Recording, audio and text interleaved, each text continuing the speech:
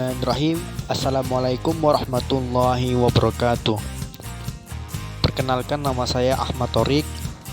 Di video kali ini saya akan menjelaskan apa itu hakikat manusia, peradaban, dinamika peradaban global dalam perspektif Al-Quran.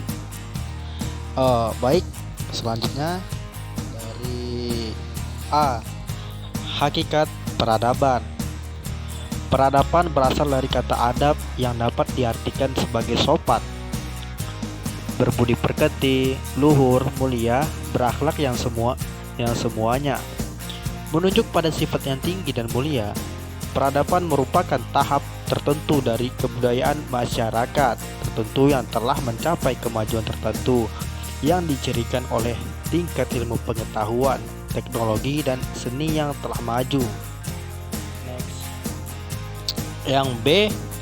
Manusia makhluk beradab dan masyarakat beradab. Manusia merupakan makhluk yang mempunyai akal, jasmani dan rohani. Melalui akalnya, manusia dituntut untuk berpikir menggunakan akalnya untuk menciptakan sesuatu yang berguna dan manfaat untuk dirinya sendiri maupun orang lain. Manusia senantiasa dapat mengolah rohaninya, yaitu dengan cara beribadah sesuai dengan agama yang dianutnya. Manusia adalah makhluk yang beradab sebab dianugerahkan harkat, martabat, serta potensi kemanusiaan yang tinggi. Selanjutnya, masyarakat yang beradab dapat diartikan sebagai masyarakat yang mempunyai sopan santun dan kebaikan budi pekerti, ketenangan, kenyamanan, ketentraman, dan kedamaian. Sebagai makna hakiki manusia beradab dalam pengertian lain adalah suatu kombinasi yang ideal antara kepentingan pribadi dan kepentingan umum. Suatu peradaban mempunyai wujud, tahapan, dan dapat berevolusi, berubah dengan perkembangan dan zaman. Perubahan ini dapat diakibatkan karena pengaruh modernisasi di masyarakat. Konsep masyarakat adab berasal dari konsep civil society dan kata society civilis. Istilah masyarakat adab dapat dikenal kata lain masyarakat sipil, masyarakat warga, atau masyarakat madani. Next, yang C. Evolusi budaya dan wujud peradaban. Evolusi kebudayaan ini berlangsung sesuai dengan perkembangan budidaya atau akal pikiran manusia. Dalam menghadapi tantangan hidup dari waktu ke waktu, proses evolusi untuk tiap kelompok masyarakat di berbagai tempat berbeda, bergantung pada tantangan lingkungan dan kemampuan intelektual manusianya untuk mengantisipasi. Next, masa dalam kehidupan manusia dapat kita bagi dua, yaitu prasejarah yang disebut masa sebelum manusia mengenal tulisan sampai manusia mengenal tulisan, dan masa sejarah masa manusia mengenal tulisan. Next, penciptaan tulisan ini merupakan penemuan revolusioner yang jenius, bermula dari properti dan tulisan objek seperti kambing, lembu, wadah, ukuran barang, dan sebagainya. Diikuti dengan indikasi langka, kemudian diikuti simbol mengindikasikan transaksi, nama dan alamat yang bersangkutan.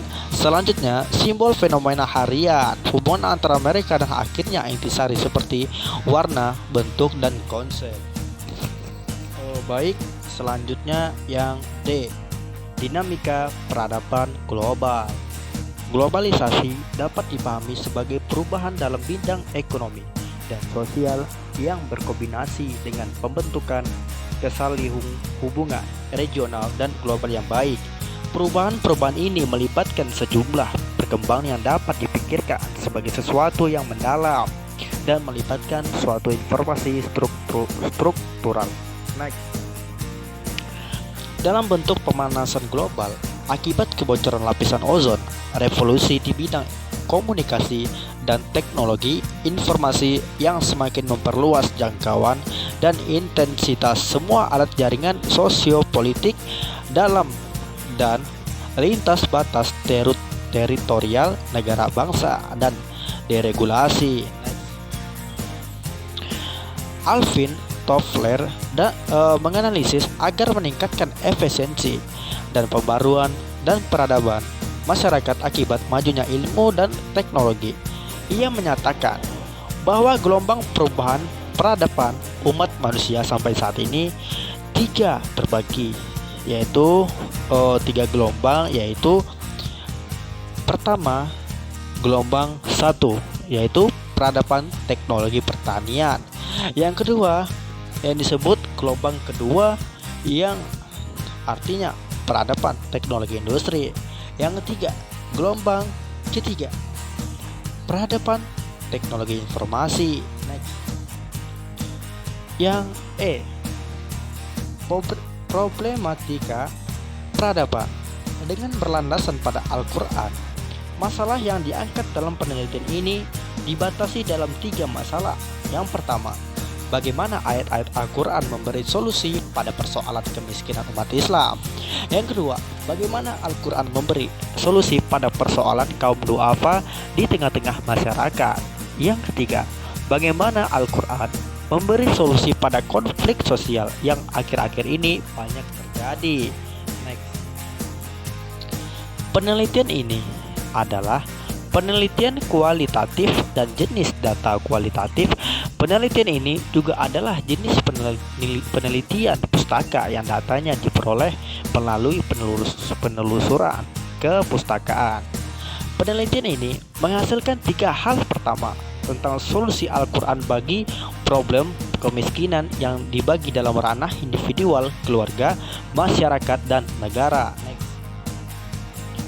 Pada ranah individual, untuk mengatasi problem kemiskinan, Al-Quran mendorong Muslim untuk bekerja keras pada ranah keluarga. Menghadapi problem kemiskinan, Al-Quran mewajibkan kepada setiap orang untuk menyantuni pihak yang memang wajib dinafkahi dalam suatu rumpul keluarga, terutama untuk mereka kurang mampu.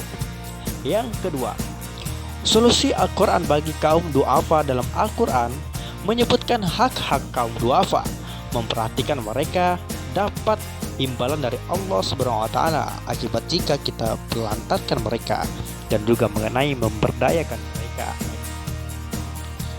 Yang terakhir, solusi Al-Quran untuk konflik sosial. Dalam menghadapi konflik sosial, Al-Quran mengajarkan bahwa dalam menangani konflik diperlukan etika. Al-Quran menganjurkan kita kerjasama tim guna mengurangi konflik dan memupuk persaudaraan. Di video kali ini sudah selesai. Sekian dan terima kasih. Kalau kurang lebihnya mohon maaf. Yang benar datang dari Allah, dan yang salah datang dari pribadi saya yang tidak luput dari hilaf dan dosa. Akhirul kalam, wallahi muwaffiq ila aqwamit thoriq. Assalamualaikum warahmatullahi wabarakatuh.